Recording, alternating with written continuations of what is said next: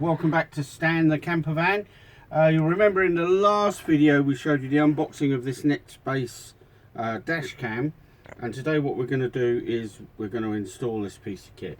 So in the last video we told you that this needed at least 2 hours of charging before you could use it. So we've actually charged it overnight, switched it on this morning and done some firmware updates and linked it to a mobile phone, all of which is quite self-explanatory.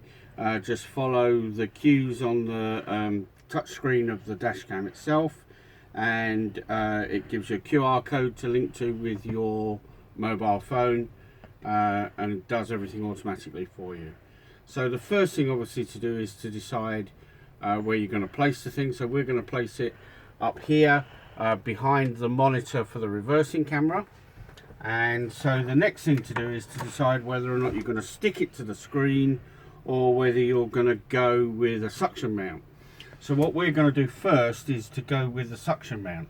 So both the adhesive screen mount and the suction mount will work with the magnetic holder that goes in the back of the piece of kit. But in order to use the magnetic mount, the suction mount, you need to first remove the adhesive mount from the back of the magnetic mount, and you do this quite simply by looking for this lug in the side of the mount and pushing with your thumbs. Just push away from that until you hear it click, and that will come into two pieces.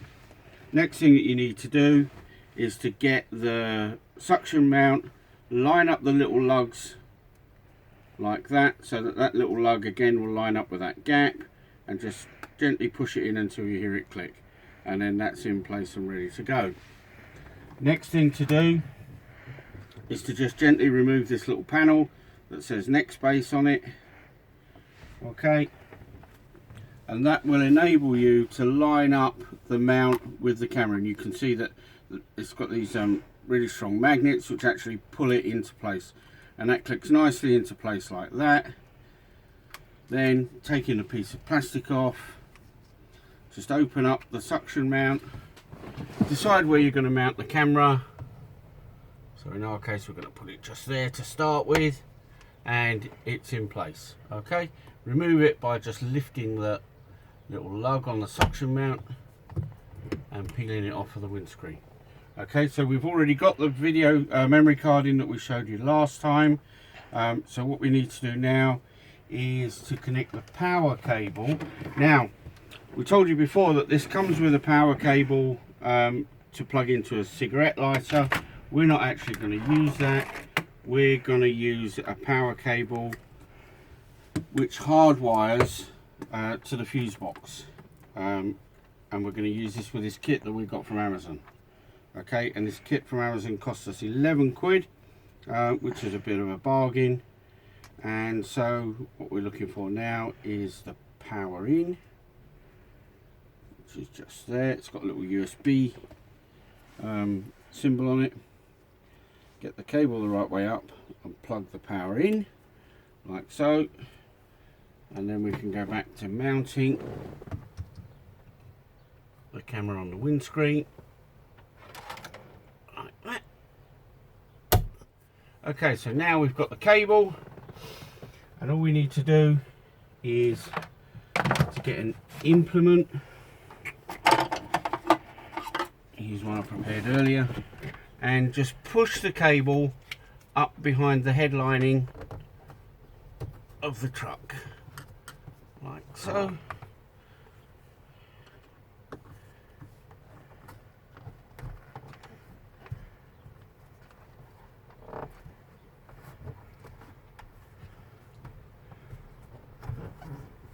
Gently ease the cable all the way along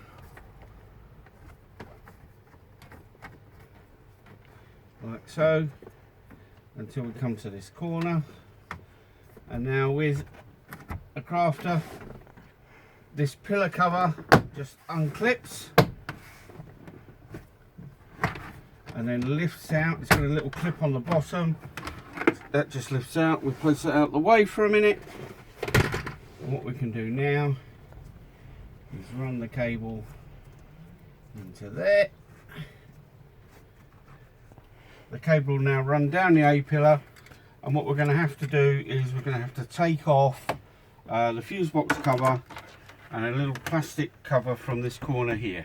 This corner piece here is just held on with a single T25 screw under there, which I've already removed, and then it just clips in place. So we just unclip it and remove it like so. And then the other thing we need to remove is the fuse box holder, which has just got a little twist clip on it, and that drops out like so.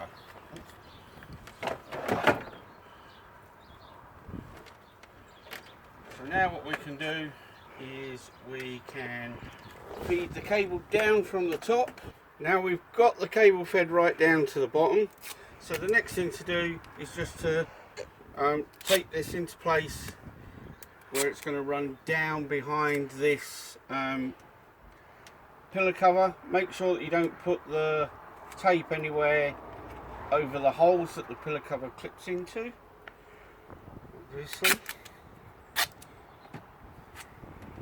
So just a couple of pieces of gaffer tape. Remember, nobody's going to see this, so it doesn't really matter if it doesn't look too pretty. Okay, it's got that run down to there. So the next thing that we're going to need is to find an earthing point for the cable. So I've already got this identified, and it's a point I've already used before. So the point we're going to use is just in here. And this is a 13mm bolt.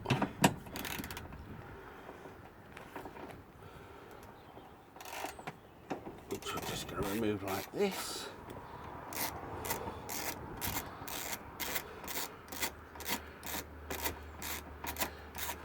So you can see the earth cable I've already put in here before, which feeds the reversing camera. And so we just pop that onto there, put the bolt back into place. Now I know this is painted, but I've scratched enough of the paint off that we're getting an earth. So obviously if you're going to use this as an earth, you need to make sure that it does actually earth well.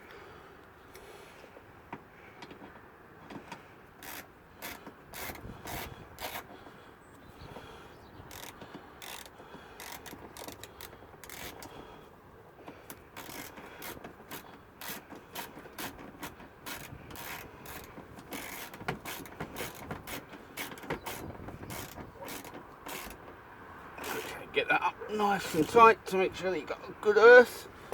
Okay. Then the next thing we need to do is to feed this end down, and you can see this has got a piggyback on it for a fuse. Okay, so the idea is that you take your original fuse out and put it in the lower slot, and your new fuse for the item that you're wiring in goes in the top slot. I've actually got an empty fuse space, so there isn't a bottom fuse to go in. But we drop that down there, like that.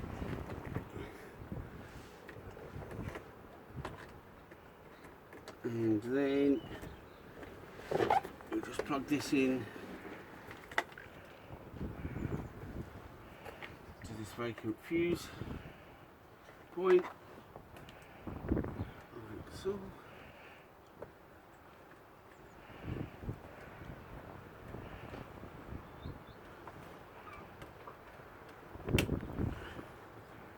Now all that we've got left to do there now is to tidy the wiring up and put those couple of pieces back, which we're not going to do now. We'll do that once the video is finished. So now you can see that the dash cam's powered up, and if I move the camera around you can see that it's just slightly changing the view. Okay, so that's powered up because it's on a permanent live.